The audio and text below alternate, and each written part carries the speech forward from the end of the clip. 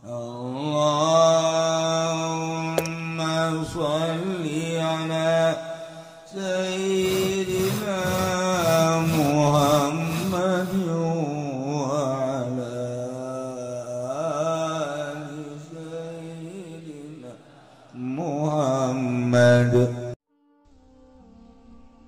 Sering urang dibere pepeling bahwa urang hirup di dunia ngumbara, tapi ngumbara mani habek-habekan poho kaler kidul, ieu ngumbara teh poho kabali.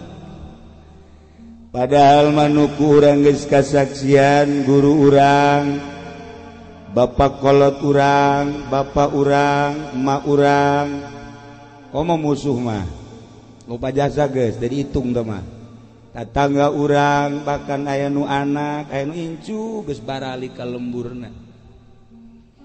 Ieu ge urang tinggal nungguan, tur nungguan ieu moal kebel di nu paling moal kebel mah nu kolot. Moal kebel tah. Ya Allah. Tapi salajan di kitu-kitu ge kula sering ngomong mudah-mudahan Haji Pedi jaga sekolot ya supaya ditarekeun. Nu pae urang curug orok. Nah iya segan. Aya deui nu maot teh pemuda. Aya deui nu maot teh handapeun nyana bae. Heran kula ge. Maksudna teu kanyana. Padahal ngadoa terus bae.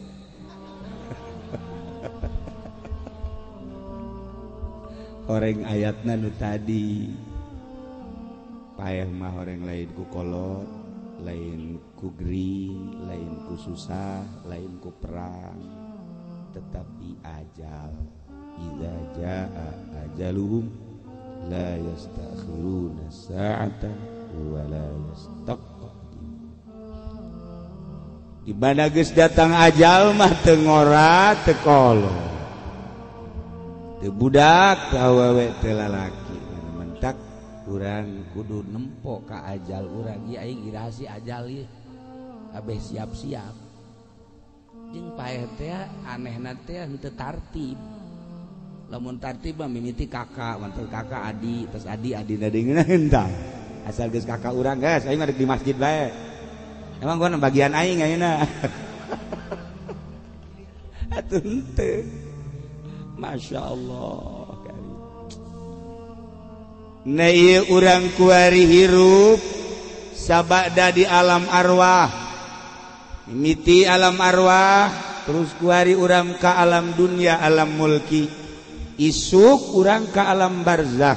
Sakedeung kuari urang di alam mulki, sakedeung kuari di alam dunia.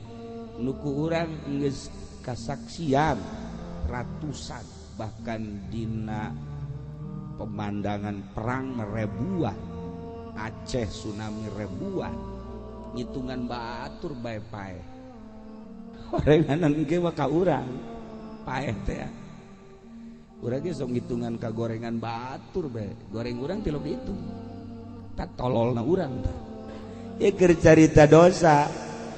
Pangbahaya-bahayana urang ngitungan dosa batur, kasalahan batur, ai kasalahan urang teu pernah dihitung-hitung.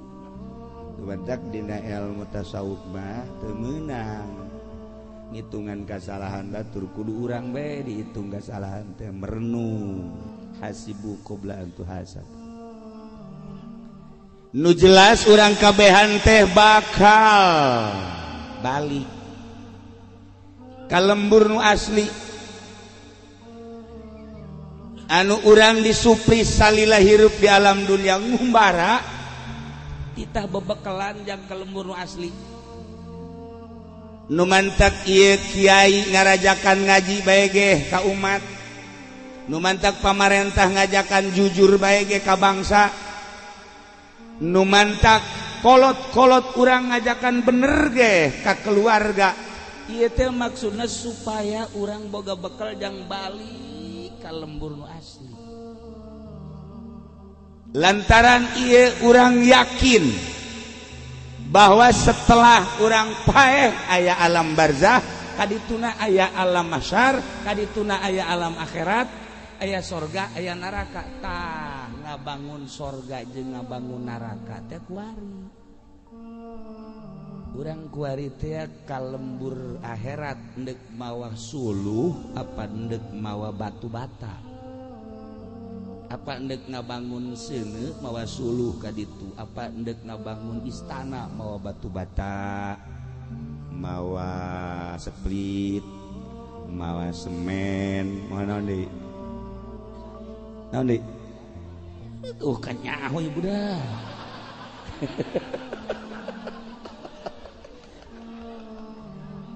Orang bawaan ka ditu. Apakah orang endek mawa seuneu? Nyin seuneu, apakah hendak nyin istana? Dipersilahkan. Lamun kuari urang di dieu hendak nanya bae heulanan. Lamun urang ieu nonton TV, ieu keur ngabangun neraka apa ngabangun sorga? Ngeridit ngabangun sorga apa ngabangun neraka? Aya sia ngeridit henteu? Tarol, urang curug tolol. Jangan ngomong. Tuh kan, Masya Allah, berbagai-bagai permaksiatan eta teh horeganan urang keur ngabangun. Ketika urang sholat, ketika urang zakat, ketika urang puasa dengan kata simpulna ibadah, berarti urang keur ngabangun surga. Nu paling ku urang kudu diinget ialah urang bakal balik ka lembur asli. Ketika orang kuari hirup di dunia, Masya Allah karim, kabeh paronjang-ronjang. Ketika neule kendaraan, Masya Allah, eta kijang nu anyar teh lampuna nongtot. Waduh wahara. Geus ngomong bae nya sabaraha duit sih eta? Sabaraha duit sih mun kredit sabaraha bulan sabaraha tahun.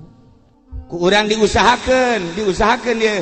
Usaha jang mobil, usaha jang imah, usaha jang pakaian, usaha jang kawin deui. Hasil paeh sakitu kitu bakal jadi siksa.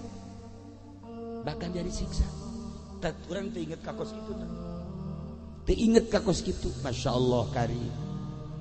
Padahal urang kuari keur ngabangun. Nah, urang kuari beli imah.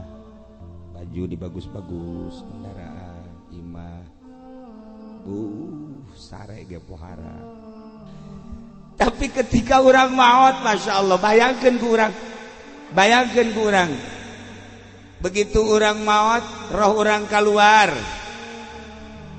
awak orang diceungceurika, baringkeun, endetolan dulur kabeh ngalayad, tandian, bungkus, kencengkeun, pocongkeun. Teu nyaho eta sasaha. Apakah eta bupati nu kenceng?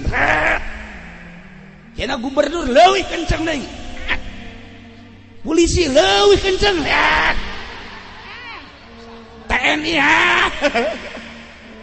Hai kabeh ieu geus mah. Kiai sarua.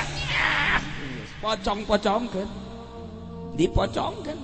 Nyaho eta letnan, eta jenderal, eta abuya, kau mau kieu RT lain online. Ngeus. Dipocongkeun.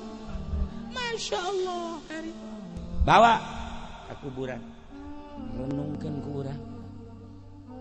Ketika di kuburan nu kamari urang teu meunang salah, kudu aya spring bed kuari sama kieu. Nu kamari kudu make AC baik. Kuari boro-boro AC. Ya Allah ya Rabb, saya kamari mah kudu kelega bae, kudu tiis bae, kudu memadai segala lengkap perlengkapan di kamar. Kuari di jero kuburan diuk teu bisa, samak boro-boro loreng, boro-boro jas, boro-boro jubah. Juga ku urang pangbalikan urang nu asli seperti eta. Anu kamari komandana siap dan laksanakan siap dan esok dundan selesai. Nu kuari buya sia esuk selesai di jero kuburan murid nu kamari ieu ka urang sungkem teh malah nincakan urang anu kamari siap dan nyana anu nincakanana tonek ada gua pambalikan urang nu asli Masya Allah teu pernah kurang direnung tetapi lain sakadar eta anu paling bahaya jasad mah asal tina taneuh minha khalaqnakum tina taneuh balik ka taneuh ruh urang nu asal ti Gusti Allah balik ka Allah kuari urang dipadu kudua hiji jasmani kedua ruhani ketika keluar khurujur ruhanil jasad ruh balik ka Allah jasad mah urang dikubur nu paling bahaya ketika roh urang ieu teu suci deui Allah bisa menerima karena keayaan roh ketika roh suci ketika roh teu suci ku Allah teu diterima ditempatkeun di tempat anu geus disadiakeun nu ngaran neraka ieu nu kudu direnung ku Masya Allah kari